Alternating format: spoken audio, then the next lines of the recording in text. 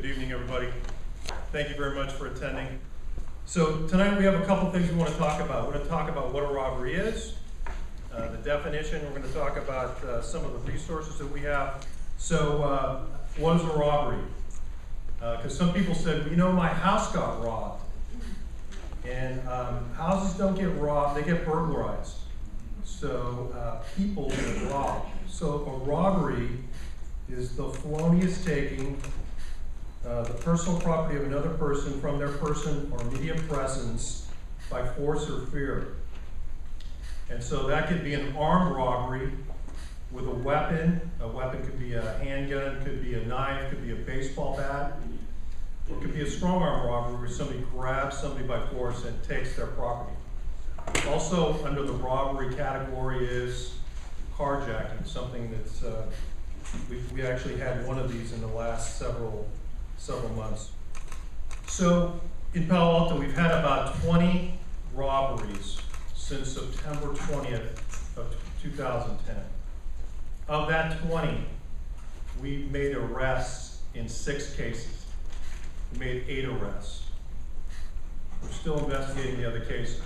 I can tell you that solving these cases, responding to these robberies is our highest priority right now. We've moved a lot of people around from the investigations division. Essentially all of our detectives, 9 of our detectives right now are working on this investigation. 2 are not working on this. They're currently involved in a trial, a murder trial, that's going on downtown in San Jose. And all the other detectives are working on this. We've moved patrol folks around to work in the specific areas where we believe these robberies have occurred and future ones will be occurring. We've also, you may see some additional police officers in the neighborhoods because they're in marked cars, but you might not see them because they are in plain clothes and they're in unmarked cars. This is not a very localized problem. We have had robberies all over the city, so it makes it a little problematic in investigating them, but it's just the nature of these, the nature of the crime. We have had 20 robberies since September. Overall, on a year-to-date basis for 2010, that is, on a 5-year kind of comparison, relatively we have not had an increase in burglaries, or it's within the normal realm. However, given that 20 of them have occurred within the last few months, we are concerned, and that's why we're devoting additional resources to solving them. As the chief said, of those robberies that have occurred, we've cleared 6 of those cases via arrest, and in a couple of those cases there were multiple suspects, so that's why we have 8. We've made 8 total arrests.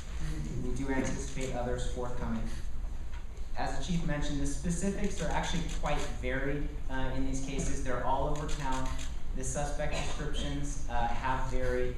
In some cases we have witnesses or victims describing African American males. In some cases we have them describing Pacific Islander males. The arrests have borne out those different descriptions. So we are investigating the possibility that 1 or more of the robberies are connected, and we suspect based on similarities that they are.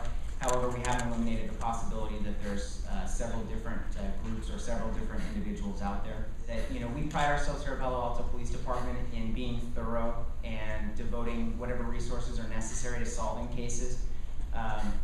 But we're only as good as the information we get, which oftentimes is information we're getting from the community. So we would obviously encourage anyone out there in terms of citizens to report suspicious activity or to report things that make you uncomfortable in your own neighborhoods, because although we're only a town of 5 to 6 miles north to south, we can't have a patrol officer unmarked or marked on every street at every hour of the night. So we need good witnesses. Community, I wanted to re-emphasize the fact that there's a $10,000 reward being posted by the city for information leading to the arrest and conviction of suspects related to this case. We're also working in conjunction with our surrounding departments, whether that be East Palo Alto Police, Mountain View Police, etc., in pursuing different suspect leads, and also in trying to identify whether there's any commonality of trend between what's going on here in Palo Alto and what's going on elsewhere.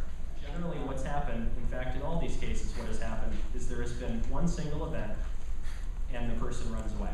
And that's all that we've had for that night. It's a one-time thing, okay? Typically what's happening are these guys are getting into cars and driving away.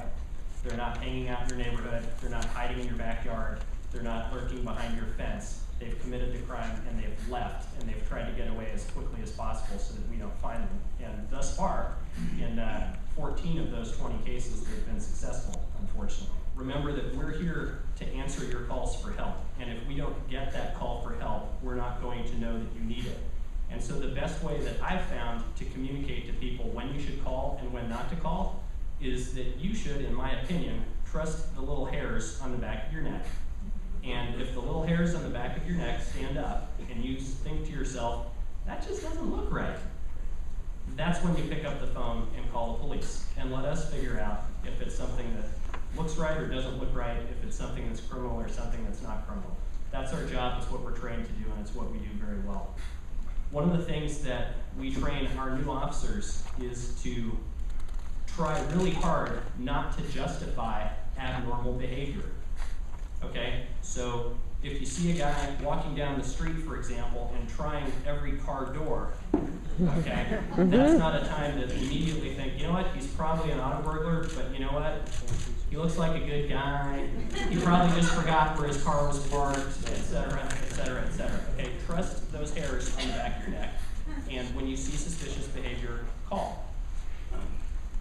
Also, like we tell our new officers, you need to train yourself to regard that anything out of the ordinary is potentially criminal.